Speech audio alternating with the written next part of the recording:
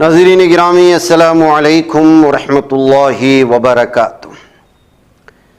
سیدھی بات کے تازہ ترین آج کی بات خاص بات میں آپ لوگوں کا استقبال ہے۔ ناظرین گرامی، میں انصار عزیز ندوی اس وقت دن بھر سے آئی ہوئی کچھ اہم ترین خبروں کی تفصیلات لے کر آپ کی خدمت میں حاضر ہوں۔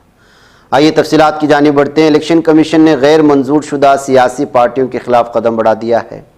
جمعرات یعنی 26 جون کو الیکشن کمیشن نے بتایا کہ اس نے 345 رجسٹر لیکن غیر منظور شدہ سیاسی پارٹیوں کو فہرست سے ہٹانے کا عمل شروع کر دیا۔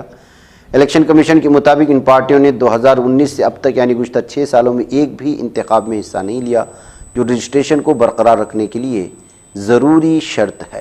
الیکشن کمیشن کے ذریعے آئندہ اسمبلی انتخابات کے پیش نظر کچھ ریاستوں میں اسپیشل انٹینسیو ریویژن یعنی خصوصی نظر ثانی کرائے جانے کے اعلان پر کانگریس نے آج اپنی تشویش کا اظہار کیا ہے۔ کانگریس کا کہنا ہے کہ ایس آئی آر ایک خطرناک سازش ہو سکتی ہے۔ اس سلسلے میں کانگریس ترجمان پون کھیڑا نے ایک بیان جاری کیا جس میں لکھا گیا ہے کہ الیکشن کمیشن آف انڈیا نے 24 جون 2025 کو ایک نوٹیفیکیشن جاری کر کے بہار میں آئندہ اسمبلی انتخابات سے قبل ووٹر لسٹ کی خصوصی نظر ثانی کا اعلان کیا۔ اس عمل کے تحت الیکشن کمیشن ہر گھر جا کر شناخت اور رہائش سرٹیفکیٹ کی جانچ کے بعد سبھی اہل ووٹرز کو پھر سے نامزد کرے گا۔ آسان لفظوں میں کہیں تو الیکشن کمیشن موجودہ ووٹر لسٹ کو پوری طرح سے رد کر کے ایک نئی لسٹ بنانے جا رہا ہے۔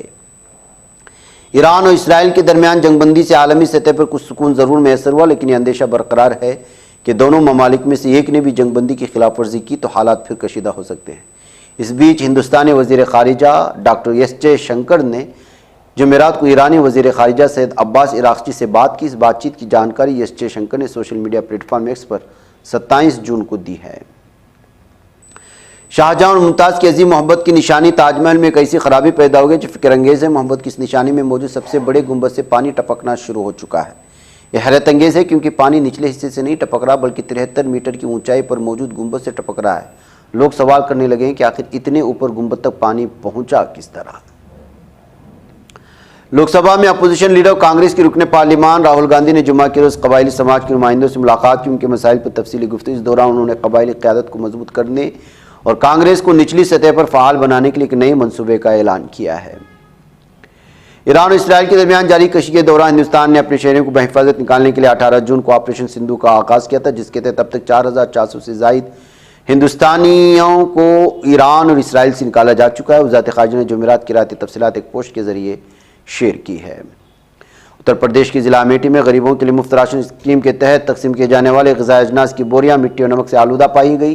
یہ معاملہ اس وقت سامنے آیا جب ضلع مجسٹریٹ سنجے چوہان نے شکایت کے بعد اچانک دورہ کر کے ذخیرہ شدہ راشن کی جانچ کی۔ اس کے بعد انہوں نے فوری طور پر متعلقہ افسران کو ہدایت دی کہ خراب اناج کو صاف اناج سے تبدیل کیا جائے اور ذمہ داروں کے خلاف سخت کارروائی کی جائے۔ مدھیہ پردیش میں اس وقت سنسنی پھیل گئی جب ریاست کے وزیر اعلیٰ موہن یادو کے قافلے میں شامل گاڑیاں اچانک راستے میں بند ہو گئی۔ یہ واقعہ اس وقت پیش آیا جب موہن یادو رتلام میں ہونے والے regional industry skill and develop and employment conclave میں شرکت کے لیے روانہ ہوئے تھے۔ راستے میں اچانک ان کے قافلے کی 19 گاڑیاں بند ہوئی۔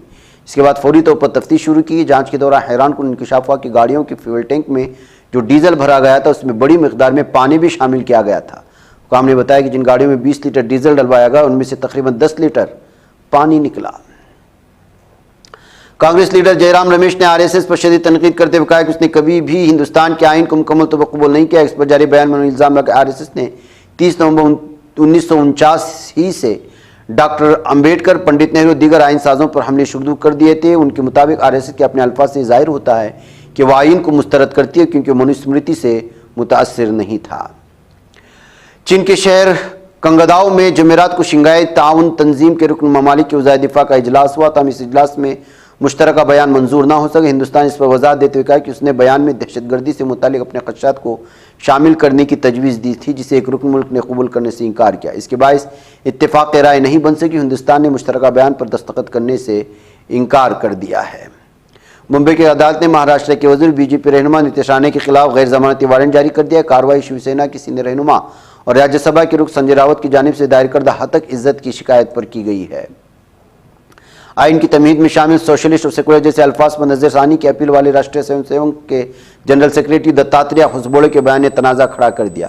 اس بیان پر کانگریس نے سخت رد عمل دیتے ہوئے الزام لگایا کہ B J P R S کی سوچ آئین مخالف اور ایک عرصے سے ڈاکٹر بابا صاحب امبیڈکر کے آئین کو ختم کرنے کی کوششوں میں مصروف ہیں۔ مہاراشٹر میں اسکولوں میں ہندی زبان کو لازمی قرار دینے کے حکومتی فیصلے پر جاری تنازع نے سیاسی گرما گرمی پیدا کر دی۔ اس مسئلے پر بات کرتے ہوئے نیشنل کانگریس پارٹی کے سربراہ شرد پوار نے درمیانی راستے کی تجویز دی ہے۔ انہوں نے کہا کہ ابتدائی جماعتوں یعنی پرائمری سطح پر ہندی کو لازمی بنانا ٹھیک نہیں ہے، کیونکہ اس سے چھوٹے بچوں پر زبان کا غیر ضروری بوجھ پڑے گا۔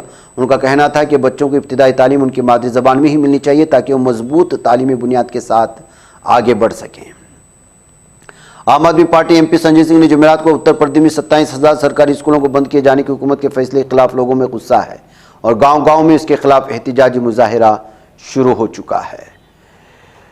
جمعیت علماء ہند کے صدر مولانا محمد اسد مدنی نے بلڈوزر کاریوں پر اڑیشہ ہائی کورٹ کے حالیہ فیصلے اقوام متحدہ کے ماہر انسانی حقوق کی طرف سے ظاہر کی گئی تشویش کا حوالہ دیتے کہا کہ ملک میں گھروں املاک کے جبری انہدام کا بڑھتا ہوا رجحان ہندوستان کی آئینی و جمہوری شبیہ کو عالمی سطح پر سنگین نقصان پہنچا رہا ہے۔ مولانا مدنی نے کہا کہ سلسلہ انصاف کے بجائے انتقام کا مظہر بن چکا ہے اور بلڈوزر کو قانون سے بالاتر ہو کر ایک خاص طبقے کے خلاف ہتھیار بنانے کی کوشش کی جا رہی ہے، جو نہایت خطرناک رجحان ہے۔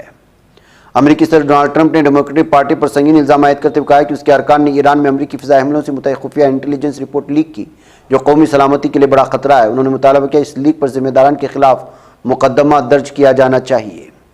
اسلامی تحریک مزاحمت حماس نے قابض اسرائیل کی حکومت بنجمن نیتن یاہو پر سخت الزامات عائد کرتے ہوئے کہا کہ وہ دانستہ طور پر فلسطینی عوام کی مصیبتوں میں اضافہ کر رہی ہے اور غزہ کے مظلوم عوام کو فاقہ کشی پر مجبور کرنے کے لیے امدادی سامان کی چوری اور لوٹ مار کو اپنے قابض فوجی نظام کے سائے میں انجام دے رہی ہے۔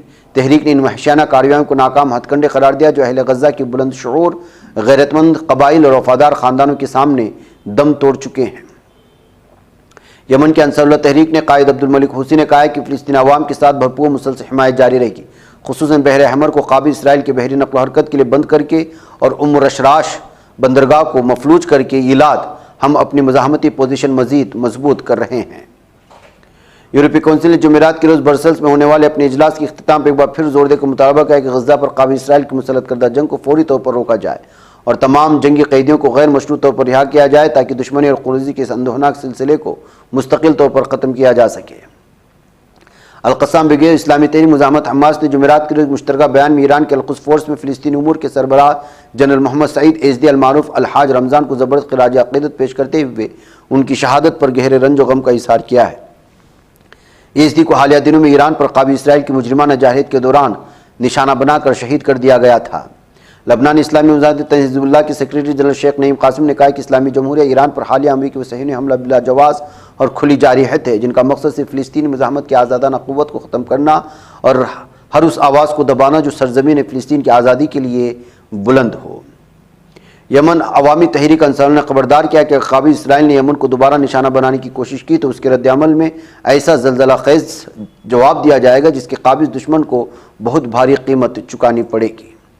ناظرین گرامی، آج کی بات خاص بات میں اتنا، انشاءاللہ پھر آپ لوگوں سے ملاقات ہوگی۔ السلام علیکم ورحمۃ اللہ وبرکاتہ۔ یہ چینل حق نگر بن کر کچل دیتا ہے فتنوں کو، اگر گندی ہو پالیسی تو مرتے دیکھ کتنوں کو، اسی بازار میں بکتے ہوئے دیکھا ہے سپنوں کو، سبھی یکساں ہے یہ پیغام دو غیروں کو اپنوں کو، وطن اہل وطن کا ہے گلے بے خار سی